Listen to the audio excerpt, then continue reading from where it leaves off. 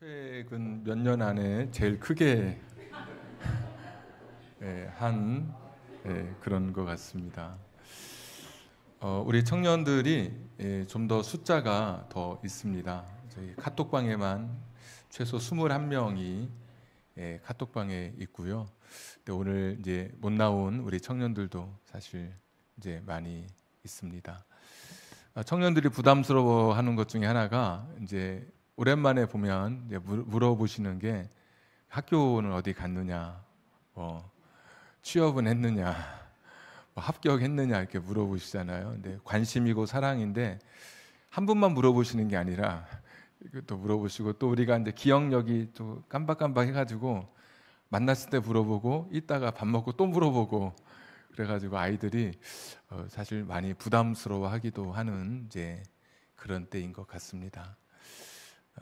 취업이 어렵고 다 같이 경쟁하기 때문에 또 진학하는 것도 쉽지 않고 시험에서 좋은 성적을 내는 것도 참 어려운데 그런 때를 아이들이 보내고 지금 고민하고 있는 그런 시기여서 여러분 많이 기도해 주시고, 그래서 오늘 안 나온 아이가 이제 다음 주에 나온단 말이죠. 그러면 왜 지난주 안 나왔어? 이러지 말고 따뜻한 말로 여러분 격려해 주시면 좋겠습니다. 오늘 이제 신앙의 기본기 네 번째 시간 나눔이라고 하는 이제 주제이고, 성경에서는 나눔이라는 말보다 이제 구제라는 말을 많이 사용하고 있습니다. 누가복음 19장 삭개오 설교를 저도 여러 번 했고 여러 번 들었는데 가장 지금도 잊혀지지 않는 것은 오래전에 한 20, 30년 전쯤에 청소년 집회 특강 강사로 초청을 받아 갔는데 제 앞에 먼저 특강을 하시는 분이 이제 이 누가복음 19장을 가지고 특강을 하는 거였습니다. 근데 저는 조금 일찍 가가지고 어차피 분위기도 볼 겸 그 특강 저 뒷자리에 앉아서 이렇게 있는데 이분이 이 성경을 읽으시고 나무로 된 강대상인데 강대상 위에 올라가셨어요. 이 특강 강사가. 아이들이 그러니까 약간 주의가 산만해서 그런지 몰라도 올라가셔가지고 거기서 막 설교를 하시는 거예요. 뽕나무 위로 올라갔다고 그러시면서. 근데 우리 이제 성경 보시면 4절에 보시면 뽕나무가 아니라 돌, 무화과 나무, 이제 성경이 제대로 이제 번역이 된 겁니다. 그 당시에는 이 성경 번역될 때 돌, 무화과 나무가 제대로 없었는지 비슷한 나무, 뽕나무 이렇게 했었는데 이제 무화과 나무 정식적으로 번역이 됐고, 근데 그 올라갔다는 이야기를 하면서 본인이 올라간 거예요, 여기에. 근데 그분이 좀 체구도 있으셨거든요. 저게 무너지진 않을까. 근데 더 충격적인 것은 나중에 예수님께서 삭개오에게 내려오라고 그 이야기를 하시면서 뛰어내린 거예요.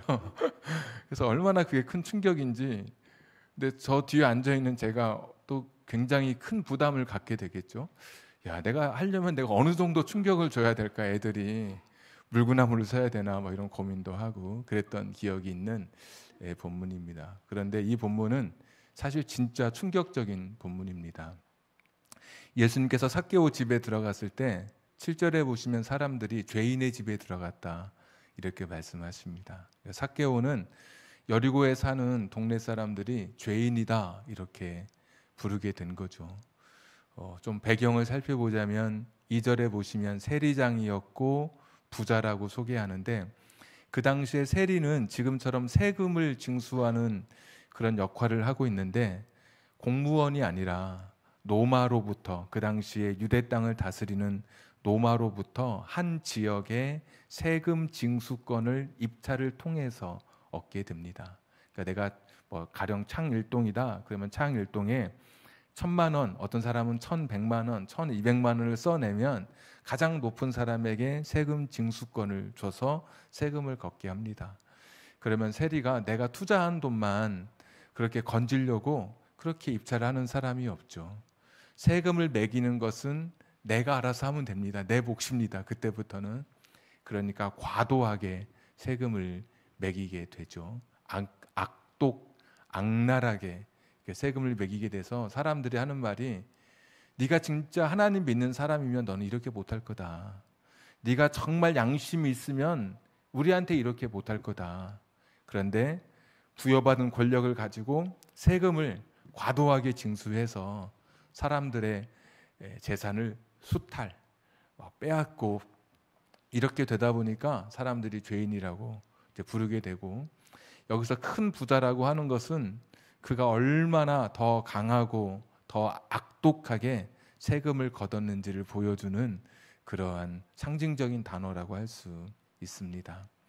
이랬던 그 죄인이 9절에 보시면 예수님께서 이렇게 말씀하시죠. 오늘 이 집에 구원이 이르렀도다. 삭개오를 향해서 네가 구원받았다, 너는 의인이 되었다라고 말씀해 주십니다. 여러분, 좀 전까지 죄인이었는데 갑자기 의인이 됐습니다. 조금 전까지 하나님 없이 그렇게 살았던 사람인데 갑자기 그냥 9절에 예수님께서 느닷없이 급진적으로 파격적으로 너는 구원받았다라고 선언하고 계시는 거죠. 그러면 7절과 9절 사이에 몇 절이 있을까요? 8절이 있습니다.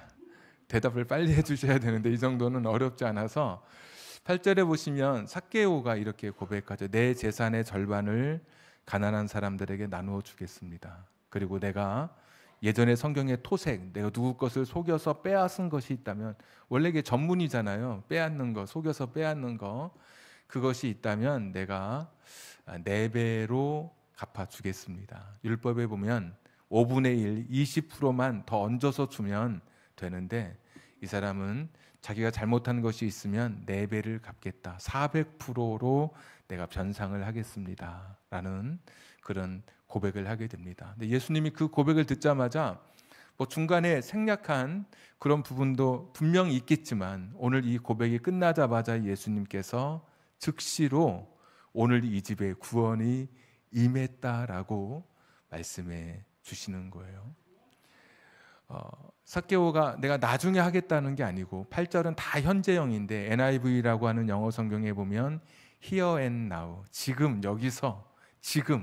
여기서 내가 다 하겠다, 이렇게 결단하는 삭개오의 결단을 듣고 예수님께서 죄인이었는데 좀 전까지 구원받았다, 이 사람은 하나님의 마음을 가진 사람, 구원받은 사람으로서 합당한 그러한 결단을 했다라고 이렇게 평가하시면서 그에게 구원을 선언하고 계십니다. 어떤 분은 여기까지 말씀을 들으면 구원이라고 하는 것이 행위로 받는 것인가? 에베소서 2장 8절에 은혜로 구원받는다고 배웠는데, 우리 새가족 공부할 때도, 그런데 이게 행위로 구원받는 것인가? 이렇게 물어보는 사람이 있겠지만, 그러나 오늘 이 예수님의 구원 선언은 참된 믿음을 가진 사람이 참된 그런 신앙의 행위를 견인하고 있는 그런 지금 장면입니다. 그러니까 진짜 믿음은 삶도 달라지게 되는 것이죠. 야고보 사도가 이야기했듯이 믿음이라고 하는 것은 행함이 있는 것인데, 행함이 없는 말만의 믿음, 행함이 없는 감정, 느낌만의 믿음은 죽은 믿음이다라고 이렇게 선언하고 있는 것을 보면, 오늘 예수님 보실 때 이 삭개오의 결단은 단순히 입술의 고백만이 아니라 그가 가진 그런 물질에 대한 새로운 생각, 그리고 자신 앞에 서 계신 예수님 앞에 온전히 예수님 앞에 자신의 인생을 송두리째 내어놓고 하나님 말씀에 순종하고 결단했기에, 이런 고백이었기에 예수님께서 구원을 선포하셨다, 구원을 선언하신 것이다 라고 우리가 이해하시면 됩니다. 행위로 무엇을 돈을 나눠줘서 내가 돈을 이만큼 베풀어서 구원을 그 등가로 내가 얻어낸 것이 아니라, 그의 믿음에 합당한 삶의 모습을 보시고 오늘 예수님께서 구원을 선포하신 것이죠. 그전에는 강도 소리를 듣고 죄인의 이야기를 들으면서도 돈을 놓지 못했던 사람입니다. 예수님 만나고 나니까 돈보다 더 큰 가치이신 그 예수님을 그가 만나고 경험하고 돈이 전부가 아니라는 것을 그가 알게 된 것이죠. 하나님을 믿는 사람이 어떻게 살아야 하는지 그가 깨닫게 되었고, 주변에 나보다 연약한 사람들을 향해서 구제의 손길을, 나눔의 손길을 펴는 결단을 보시고 예수님께서 그의 삶을 받아주신 것입니다. 우리가 신앙생활 하면서 많이 달라져야 하는 것들이 있습니다. 교회 다니면 말을 좀 과격하게 하던 사람도 다른 사람에게 혹시나 오해를 살 수 있기 때문에 조금은 둥그럽게 하는 게 좋고, 일주일에 6번씩 하는 부부싸움을 하는 사람도 교회 다니면 횟수가 좀 줄어들어야 되겠죠. 5번, 3번, 2번씩 부부싸움의 횟수가 줄어들고, 나도 모르게 다른 사람에게 날선 반응으로 내가 그렇게 언어를 사용하고 행동하고 있다면 예수님 만나면 좀 달라져야 할 것입니다. 주일날도 산에 가던 내가 교회에 오게 되는 것이고, 늘 유행가를 흥얼거리던 내가 찬송가를 또 부르면서 내 삶에 임한 하나님의 은혜를 고백하기도 하고, 근데 달라져야 할 것들 중에 하나가 무엇이냐면 이 돈에 대한 관점, 그리고 내가 가진 것에 대한 나눔, 구제가 이 새로운 시각을 우리가 가져야 하는 것입니다. 여기까지 말씀을 들으면 좀 불편한 분도 계실 거예요. 내가 살아보니까 여기서 내는 저가 아니고 그냥 일반적인 대명사, 야, 내가 살아보니까 자식보다 돈이 더 중요하더라. 자식은 못 믿어도 돈은 믿을 수 있더라. 이런 분도 계시거든요. 내가 나중에 몸 아플 때 자식이 자기도 바쁘다고 못 돌볼 수 있는데 돈은 나를 지켜줄 수 있다.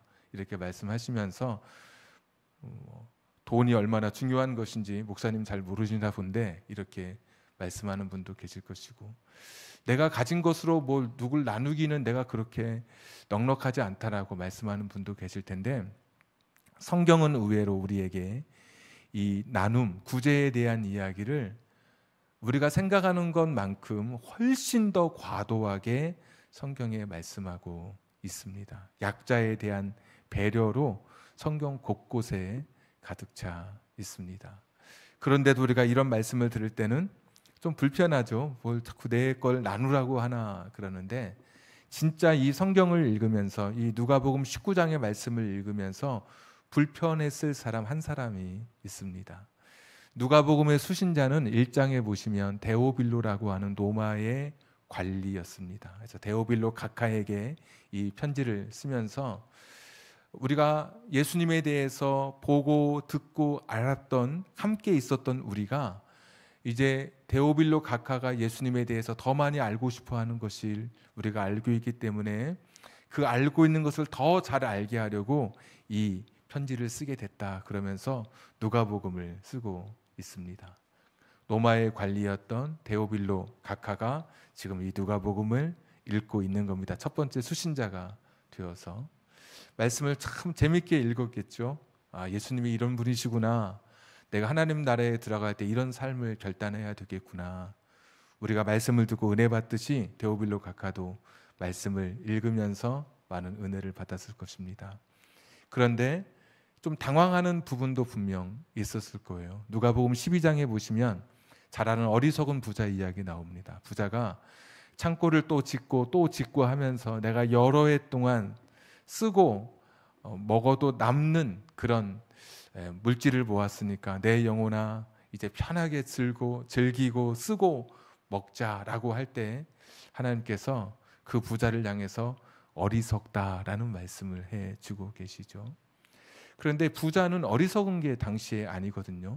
로마의 계급은 그 당시에 원로원, 그 다음에 기사계급, 그 다음에 평민의 계급입니다. 이것은 공부한 양으로 계급이 올라가는 것이나 또는 명예, 또 혈통으로 그 계급을 얻는 것이 아니라 철저하게 그 당시에는 아이러니하게도 자기의 재산으로 계급이 올라가게 되어 있습니다. 노예가 얼마나 있는지, 부릴 수 있는 자기 휘하의 군대가 몇 명인지, 군대를 먹이고 사병으로 사용하려면 그만큼 재산이 많아야 되고 하기 때문에 그런 재산이 많으면 많을수록 계급이 올라갑니다. 데오빌로 각하는 그 당시에 총독의 계급인데, 왜냐하면 빌라도 총독 다음에 벨릭스, 베스도라고 하는 총독이 있는데 사도행전에 보시면 각하라고 부르고 있거든요. 그러니까 데오빌로도 각하니까 아마 총독일 거다. 그러면 그 당시에 총독의 계급은 기사 계급입니다. 조금만 더 모으면 원로원으로 올라갈 수도 있습니다. 근데 그렇게 이 부라고 하는 것이 나로 하여금 신분을 상승할 수 있는데 하나님께서 어리석다라고 말씀하는 것이죠. 야, 좀 하나님 말씀이 어려운 걸. 17장에 가시면 부자와 거지 나사로 이야기가 있습니다. 12장, 13장부터 17장까지 오게 되는 거죠. 그 당시에 로마 시대는 가난한 자에 대한 배려, 약자에 대한 돌봄이 없던 시대입니다. 힘이 강한 것이고 힘센 자가 이기는 것이고 또 강한 것이 미덕인 시대였기 때문에, 그런데 그렇게 살아왔던 데오빌로 가카야가 읽는데 마지막 하나님 앞에 갔을 때 결산할 때 너는 이 땅에서 부자였으니까 하나님 앞에서는 너는 좀 안 좋은 것을 가져도 되고 저 거지 나사로는 저 땅에 있을 때 괴로움을 받았으니까 이곳에서 이제 기쁨을 받아도 된다. 이게 서로 이게 바뀌어진단 말이죠. 그러니까 이 데오빌로 생각에는 야, 내가 이 땅에서 부자가 되고 행복하게 사는 것 이거 참 좋은 건 줄 알았더니 하나님 앞에 서면 이게 좀 달라진다고 하는 것을 보면서 또 굉장히 이 데오빌로 가카가 참 받아들이기 어려웠을 것 같아요. 그리고 18장을 열었겠죠. 거기에 보면 부자 청년 이야기 나옵니다. 부자 청년이 예수님 앞에 무릎을 꿇고 내가 영생을 얻기 원하는데 어떻게 하면 영생을 얻습니까? 예수님께서 말씀하시죠. 너 율법 다 지켰느냐? 제가 다 어려서부터 율법 다 지켰습니다. 잘했다. 네가 가진 한 가지 부족한 것이 있는데 네가 가진 재산을 다 팔고 그리고 나를 따르라라고 말씀해 주고 있습니다. 마태복음에는 부자 청년으로 소개하고 있고 마가복음에는 부자라고 소개합니다. 그런데 누가복음에는 부자였던 관리라고 소개합니다. 데오빌로 각각 자기가 관리거든요. 그리고 자기가 부자입니다. 자기 이야기입니다. 아니 재산을 다 팔면 기사에서 평민이 될 수도 있고 나중에는 아무것도 없는 거지가 될 수 있는 것이죠. 그런데 다 팔고 와라. 이게 가능한 일인가? 이거는 불가능하다. 불가능하다. 여러분 19장 우리가 읽었는데 18장 23절에 보시면 그 사람이 큰 부자이므로 이 말씀을 듣고 심히 근심하더라. 데오빌로 각하가 무릎을 쳤을 겁니다. 그래. 이게 결단할 수 있는 게 아니지. 근심할 수밖에 없지. 이걸 어떻게, 이거는 쉽지 않아. 이건 불가능해. 휴 하고 아마 오늘 19장을 펼치지 않았을까요? 거기에 삭개오 이야기가 나옵니다. 이 사람도 꽤 돈이 많았구나. 그런데 이 사람이 결단을 하는 겁니다. 자기 재산의 반절을 다 내놓겠다. 그리고 자기가 누구의 것을 속여서 빼앗았으면 내가 4배로 그 사람의 이렇게 내 것을 다 배상하겠다라고 이야기합니다. 이거는 흔히 사회적 자살 행위이죠.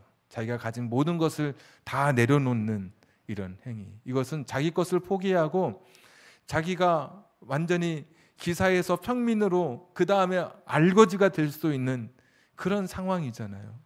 그런데 오늘 읽었던 말씀의 19장 9절에 예수님께서 그 말씀을 듣고 다 나누겠습니다. 구제하겠습니다.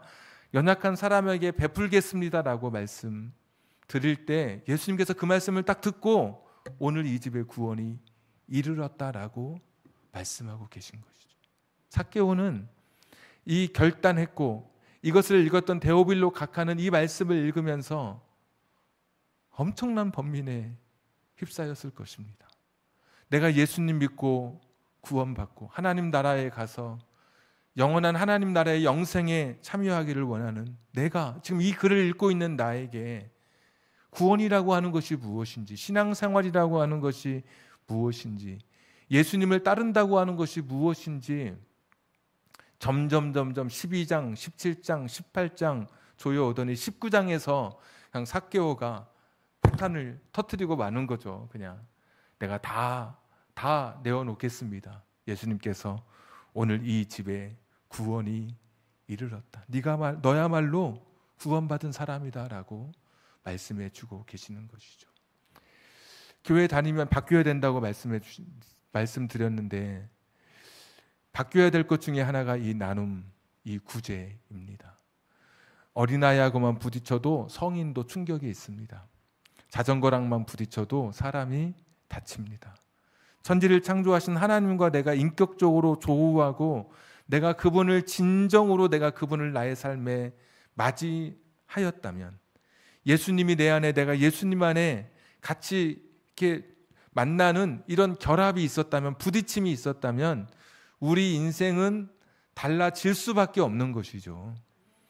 달라지지 않는다면, 내가 예수님 믿는데도 여전히 나눔과 구제의 삶에 대해서 조금도 변함이 없다면 사실 자문해 봐야 되는 것이죠. 내가 정말 예수님 만난 것은 맞나? 혹시 그분 곁에 내가 잠시 머물다가 잠깐 그런 느낌 속에 있다가 온 것은 아닌지 우리 스스로 사실 돌아봐야 되는 것이죠.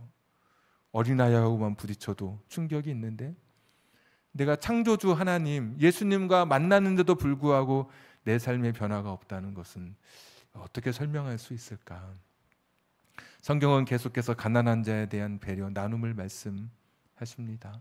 잠언서 19장 17절 같은 데 보시면, 가난한 자를 불쌍히 여기는 것은 여호와께 구워 드리는 것이니 그의 선행을 그에게 갚아 주시리라.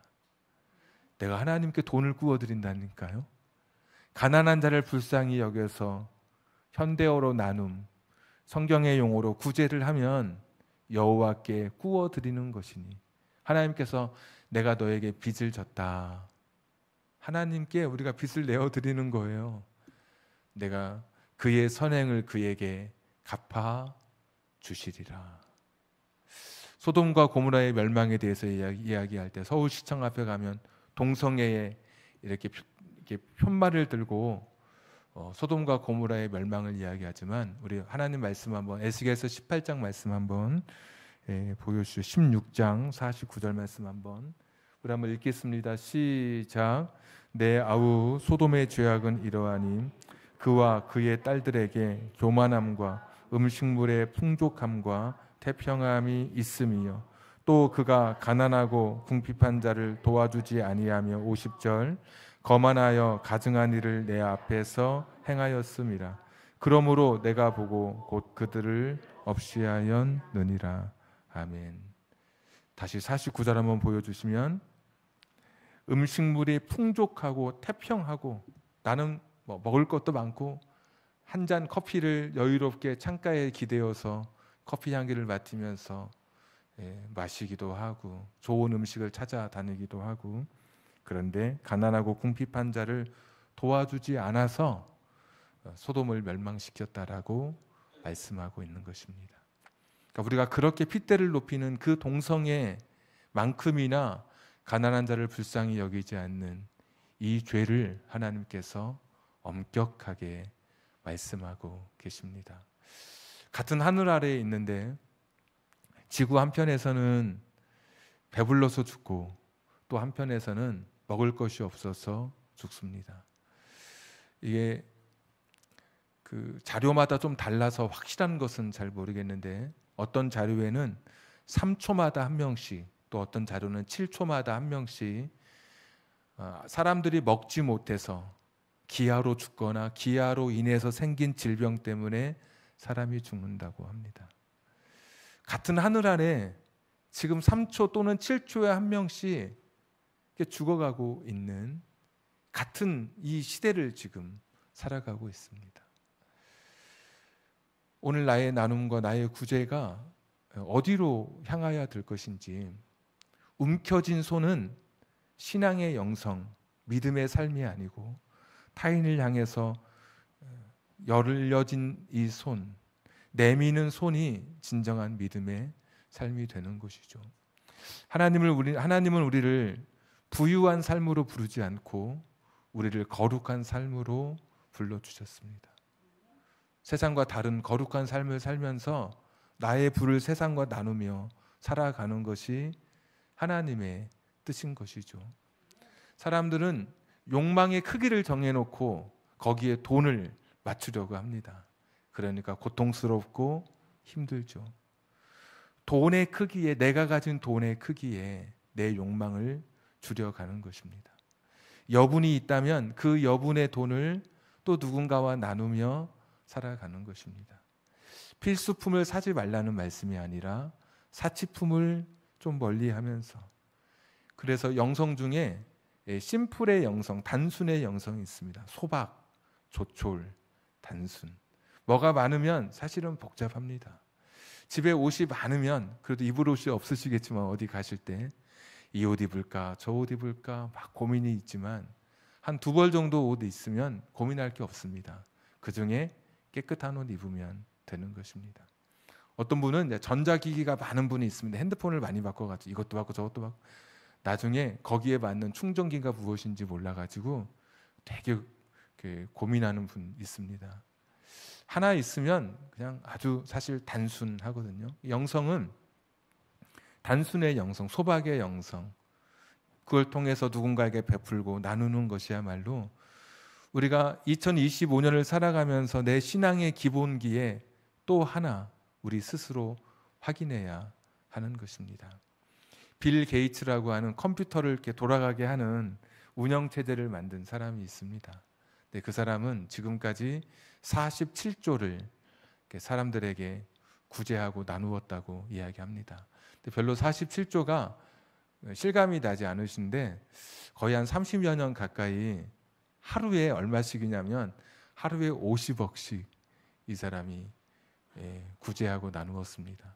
돈이 많아서 50억씩도 할 수 있었겠죠. 이 사람의 꿈이 무엇이냐면 자기가 죽기 전에 95%의 전 재산을 사회에 환원하는 것이 이 사람의 꿈입니다. 돈이 많으면 많을수록 사실 나누기가 더 어려운 법인데 이런 사람도 있고요. 워런 버핏이라고 주식 투자의 규제라고 하는 세계 동향을 파악하고 미리 투자해서 많은 돈을 버는 사람인데 이 사람하고 함께 식사를 하려면 한 15억 정도까지도 이렇게 경매에 올라갔던 적이 있다고 합니다. 15억 정도 투자해서 그 사람하고 함께 식사를 하는데 식사하면서 뭐 이런저런 이야기를 해주겠죠. 물어보기도 하고. 근데 그걸 위해서 15억을 사용을 하는데 이 워런 버핏도 좀 전에 말씀드렸던 빌 게이츠와 함께 어떤 운동을 벌이고 있냐면 자기 재산의 소유의 반을 사회에 환원하는 그런 운동을 벌이고 있습니다. 그러니까 많은 사람들이 우리가 아는 사람, 모르는 사람들 중에서도 수많은 사람들이 이 성경의 정신을 가지고 베풀고 나누고 그러면서 살아가고 있는 것이죠. 가뚝이라고 하는 그런 기업도 있습니다. 우리나라의 카레를 제일 먼저 소개한 그런 회사인데 1969년에 회사가 설립이 되었고 그 창업자가 함태호라고 하는 회장이신데 이분이 2016년에 86세의 나이로 세상을 떠납니다. 그런데 그 장례식장에 수많은 그런 사람들이 존경을 다하고 그 장례식장에 와서 예를 갖추어서 고인을 떠나 보냅니다. 알고 봤더니 4,500명의 선천적으로 심장병을 가진 이 아이들을 위해서 오뚜기 그 회사의 그 회장님이 4,500명의 사람들을 어린아이들을 살려준 것입니다.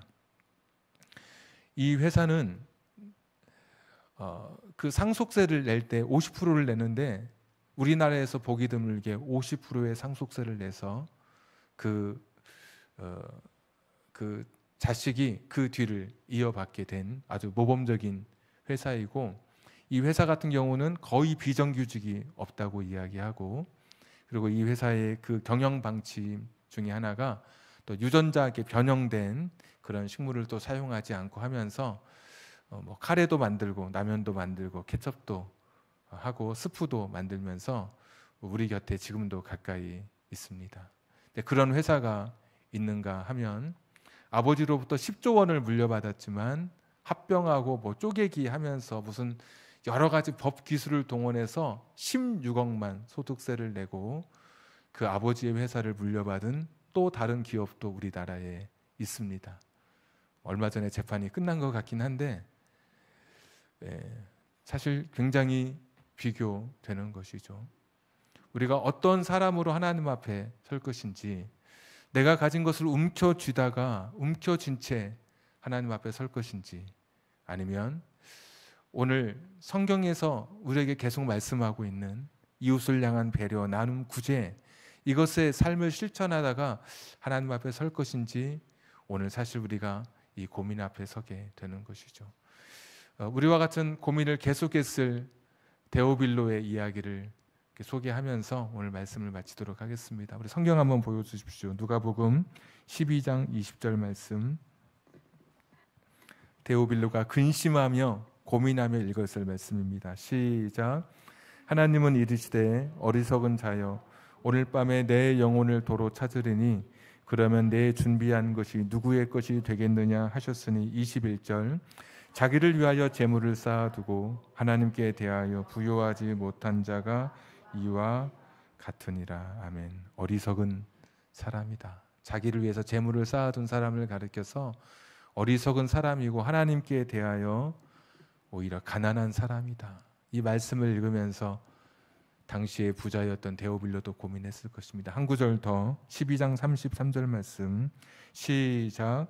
너희 소유를 팔아 구제하여 낡아지지 아니하는 배낭을 만들라. 곧 하늘에 둔 바 다함이 없는 보물이니 거기는 도둑도 가까이 하는 일이 없고 좀도 먹는 일이 없느니라. 아멘. 너희 소유를 팔아서 구제해서 낡아지지 않는 배낭을 만들어라 라고 말씀하고 있습니다. 하늘나라에 내가 가진 돈을 가지고 갈 수 없지만 먼저 보낼 수 있는데 바로 그것이 구제입니다. 이 세상의 것은 내가 아무리 잘 이렇게 넣어두어도 이 세상의 가방은 다 헤어지게 되는데 구제를 통해서 내가 주어지는 이 배낭은 결코 낡아지지 않는 그런 배낭이 될 것입니다. 저와 여러분이 누군가를 향해서 베풀었던 것을 나도 잊고 그 사람은 잊어도 하나님은 잊지 않으시고 여러분에게 갚아 주실 것입니다. 베풀 것이 있다면, 나눌 것이 있다면 내 것을 조금 아껴서, 전부가 아니라 조금 아껴서 그것을 누군가에게 손을 펴서 나눌 수 있는 저와 여러분 되기를. 그래서 하나님 앞에 갔을 때 참 잘했다, 참 잘했다 칭찬받는, 긍휼히 여긴 자는 긍휼히 여김을 받는다고 말씀해 주셨으니까 네가 다른 사람을 긍휼히 여긴 그 여김으로 인해서 내가 너를 긍휼히 여기노라. 주님의 마지막 심판대에서 그런 음성이 들려오기를. 제가 언제 주님께 뭘 갚아드렸습니까? 제가 언제 주님께 뭘 드렸습니까? 내가 목마를 때 네가 나 불 줬고, 내가 배고플 때 네가 나 먹을 거 줬고, 옷이 찢어져서 입을 옷이 없을 때 그 옷 네가 나 벗어줬다. 제가요? 여기 사람들 어린아이 약자의 대명사니까 이 약자에게 한 것이 다 내게 한 것이다. 이런 선언이 여러분에게 있기를 주님의 이름으로 축복합니다. 우리 찬송 부르고 같이 기도하겠습니다. 찬송가 211장입니다.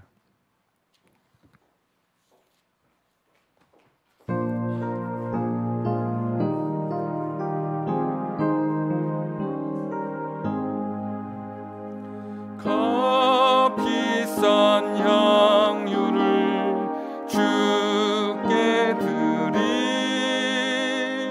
막달라 마리아 본받아서 향기로운 산제물 주님께 바치리. 사랑의 주네 주님께 연약한 자에게 힘을 주고 어두운 세상에 빛을 비춰 성실과 인내로 내 형제 이끌리. 사랑의 주네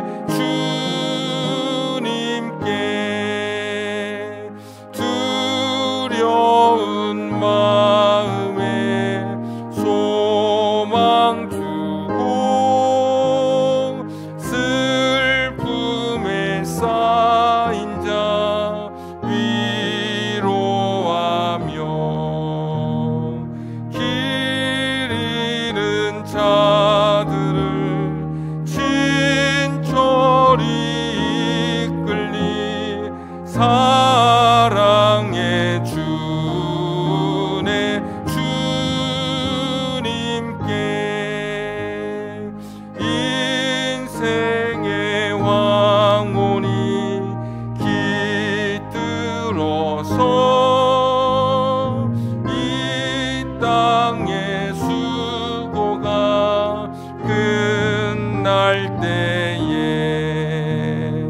주님을 섬기다 평안히 가리라.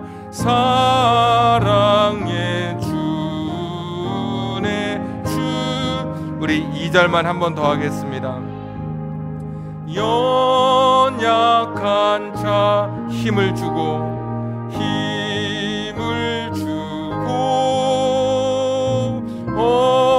어두운 세상에 빛을 비춰 성실과 인내로 내 형제 이끌리. 사랑의 주네 주님께. 우리 같이 한번 이 시간에 기도하겠습니다. 3초에 한 명씩 또는 7초에 한 명씩 지금도 먹지 못해 사람들이 죽어가고 있습니다. 내가 배부르다고 죽겠다고 하는 그때 10억 명의 사람이 배고픔 속에 잠들고 3초 또는 7초에 한 명씩 죽어가고 있다니까요.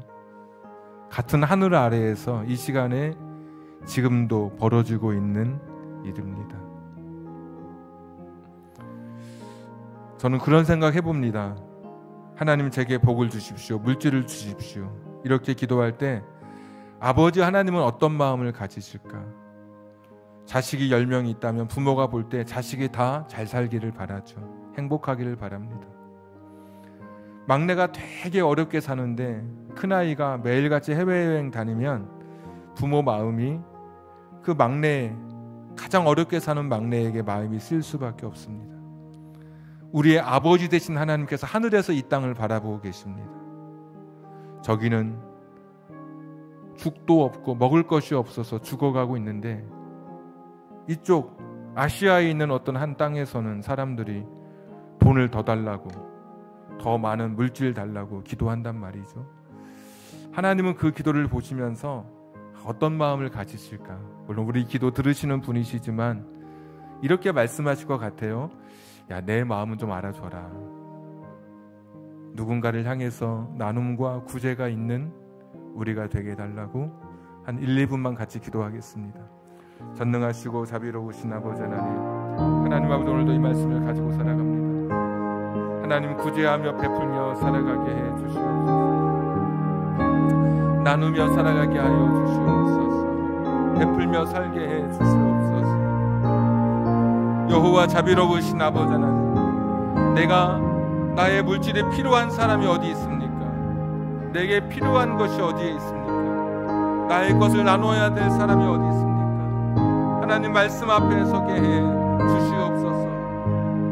내 것을 나누어 그 사람들에게 참 복음을 증거할 수 있는 우리들 되게 하여 주시기를 빌고 원합니다. 여호와 자비로우신 아버지 하나님이여, 나누기를 원합니다. 복 주기를 원합니다. 믿음으로 살기를 원합니다. 축복하며 살기를 원합니다. 주님, 긍휼히 여겨 주시옵소서. 긍휼히 여겨 주시옵소서.